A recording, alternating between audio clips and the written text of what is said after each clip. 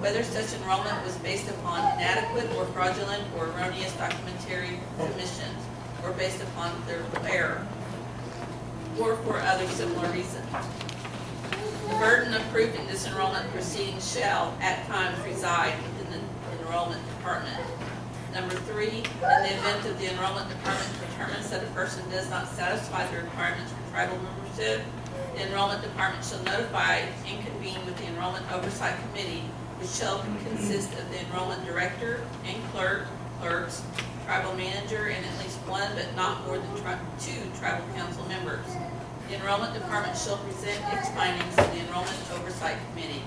If the enrollment oversight committee agrees with these findings, it shall then authorize the enrollment director to provide notice to the affected person and any lineal descendants who may be impacted by the disenrollment proceedings of the intent to take action consistent with the findings.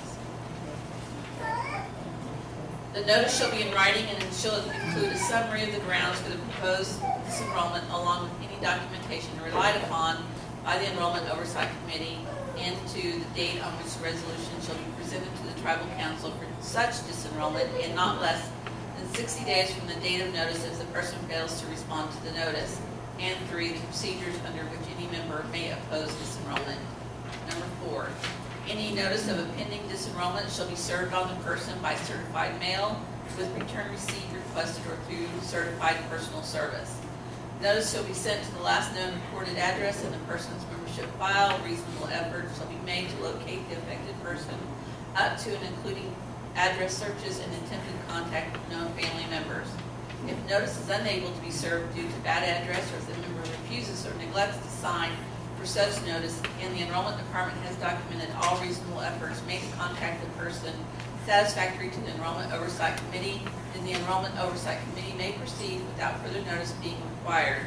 Number 5, following notices as set forth herein, a person subject to possible disenrollment shall have 30 days from the date of receipt of certified letter to submit a written appeal along with any documentation that person believes is relevant to refute such disenrollment recommendation or may request a hearing before the Enrollment Oversight Committee to refute disenrollment recommendation. Such appeals shall be sent certified mail and shall be addressed to the attention of the enrollment director. The Enrollment Oversight Committee shall have then up to 30 days from the date of receipt of this information as recorded on certified mail, return receipt, or tribal mail log to reconvene and examine this evidence or to grant the requested hearing. Number 6, a person subject to disenrollment may be represented in such proceedings by private legal counsel and may also be accompanied by family members or others of his or her choosing at all proceedings hereunder. Number 7, should the person who is subject to possible disenrollment fail to submit a written request or fail to make a request to appear before the committee within the time frame allowed, the Enrollment Oversight Committee may proceed immediately to a decision concerning that person's disenrollment by preparing a resolution to be presented to the Tribal Council no earlier than the date set forth in the written notice. Number 8, disenrollment of any person shall require a written resolution by no fewer than 4 members of the Tribal Council. Once the Council has issued a decision approving or disapproving a person's disenrollment, notice of such decision shall be sent to the person adversely affected by such decision and that person's direct lineal descendants who may be impacted by the decision. Such notice shall include a letter of explanation signed by both the Enrollment Director and the Tribal Council Secretary, and shall contain a copy of the Tribal Council resolution. Service of such notice shall be made by the affected person by certified mail with return receipt requested or through certified personal service. Number 9, once a person is disenrolled, all of his or direct lineal descendants may also be removed. This may be done without further notice once the original disenrollment has been processed, provided that the direct lineal descendants were sent a copy of the original notice described in paragraph 3. Number 10, the decision of the Tribal Council in any appeal hereunder shall be final and non-appealable to any court or tribunal except in regard to due process, which may be appealed to the Delaware Tribal Court by contacting the court clerk for filing instructions. Do you realize that it's almost the same link as the Gettysburg Address? And she did a great job. But David, in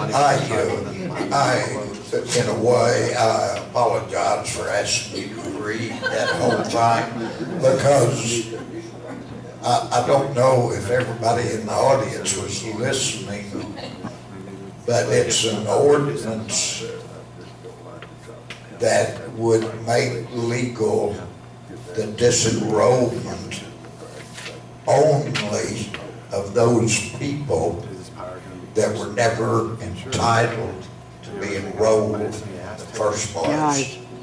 It make legal. Well, yeah, it's a law that protects us by getting rid of legally somebody that is a woman. They shouldn't have been enrolled in the first place. It was either a mistake or fraudulent claims on their part. So, I mean, it's not that anybody can disenroll somebody like some tribes are doing. We can't disenroll anybody that's legally a tribal member of our tribe, nor do we want to. We just want to be able to get rid of the mistakes or the frauds that have been committed. Is there any questions from the audience? In Section 8, I was wondering if you shouldn't change that to 3 instead of 4. It's hard to get all of you together, I would say. Might be easier to get 3 together than 4. You have to have 4 for a quorum. So you can't do that. We have to have 4 out of 7 of the tribal council to do that.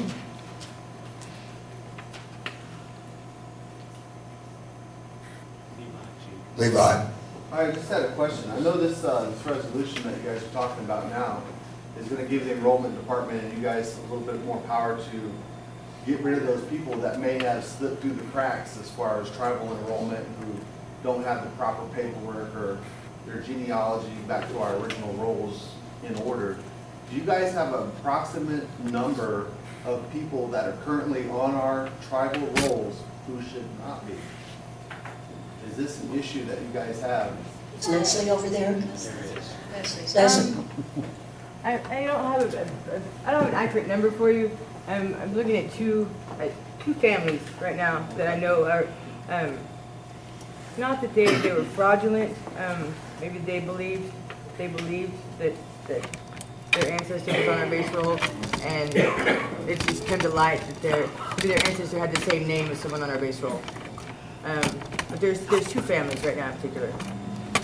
The reason I was just bringing this up is there's an article that the Osages are dealing with right now. One of their enrollment people had slipped a couple of children through their enrollment department and issued the children valid Osage CEID cards and had used to get benefits and things like that. But the children were adopted. Though they're not Osage, the woman thought she was doing the right thing, but it happened to be illegal with the Osage Nation. So this resolution, I can see, is going to be helping our tribe out to kind of get things to where they need to be. Absolutely. So this is a good deal. And like, it wasn't written because of any pointing fingers at anybody. I think Leslie and the enrollment, I think Nate, you're on that committee. Nate, you're on that committee. It was just to make sure we are fair to our true members. You bet. I agree. And I think we were capable of removing people in the past by a tribal council resolution. This gives due process. This gives a procedural. This gives an outline of how it should be done, rather than it just being. Leslie, can you repeat that? We can't hear you back here. It was possible before to remove people. It was possible by resolution of the council, but there were no procedures for it. So this gives us an outline of how it should be done, and provides due process to those people. So it's not just, hey, tribal council says you're out, and you're out. It won't be done that way. Well, I was wondering, how, when they come in to apply for a card, how do you prove that they are of Delaware? They have to be able to prove legal descent back to someone on our 1904 roll. And usually their parents, or at least their grandparents are enrolled, so it's not that difficult. If they're birth certificates or death certificates, documentation to go back to someone on that roll.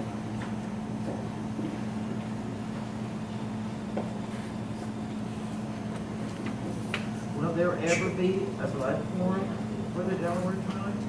I do not want to see a blood quantum limit. I would not like to see a blood quantum limit. I would not support that. Why? Because we have at this time, We'd lose half the tribe. we're doing half the time. Listen, can you come up to the mic? We can't hear you now. And we're gonna have to ask people in the audience too to use, I think we've got a I'll portable just stand mic. up and yell. Verna was asking if we would ever have a blood quantum limit, and I said I would not support that. We do not have enough people with high blood quantum. In fact, we have 3 full bloods left, 3. So I would not support a blood quantum limit as part of enrollment. Thank you, Leslie. I'll make a motion, we approve this resolution. Motion been made to approve, second. Everybody would lose the whole tribe. All in favor of the resolution, please say aye. Aye. Opposed? Motion carries. Or resolution carries, I should say.